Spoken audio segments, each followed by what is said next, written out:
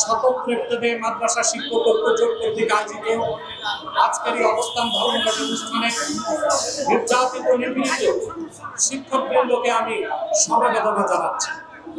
পাশাপাশি বর্তমান সরকারের নিকট আমাদের আবেদন থাকবে, ইবতেদায়ী মাদ্রাসায় যারা চাকরিরত আছে, এমপিওভুক্ত নন এমপিওভুক্ত হোক, তারা তাদের মৌলিক অধিকার থেকে বঞ্চিত হচ্ছে। কখনো শিক্ষকদেরকে বঞ্চিত করে, তাদেরকে অবমাননা করে একটি সুন্দর সমৃদ্ধ রাষ্ট্র গঠন করা যায় না।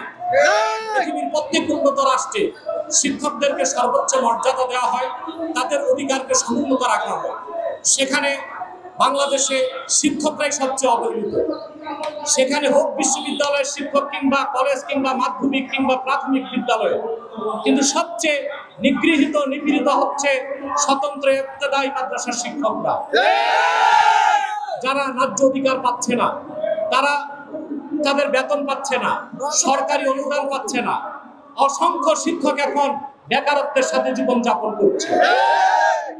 অতএব আমি আজকে আমার দুটো প্রোগ্রাম ছিল, প্রেস ক্লাবে একটি, আরেকটি মানববন্ধন।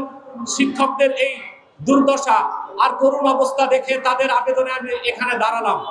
আমি বাংলাদেশের আলেম ওলামা পীর মাশায়েখের পক্ষ থেকে বর্তমান সরকারকে বলবো, নিগৃহীত নিপীড়িত অল্প বেতনভুক্ত অথচ এদেশে মানুষ গড়ার কারিগর ইবতেদায়ী মাদ্রাসার শিক্ষকদের ন্যায্য অধিকারকে আদায় করা হোক। তাদেরকে যে প্রতিশ্রুতি দেওয়া হয়েছে দ্রুততা বাস্তবায়ন করে এই শিক্ষকদেরকে ঘরে ফিরে যাবার সুযোগ করে দেওয়া। সকলকে ধন্যবাদ। আসসালামু আলাইকুম ওয়া রাহমাতুল্লাহি তাআলা ওয়া বারাকাতুহু।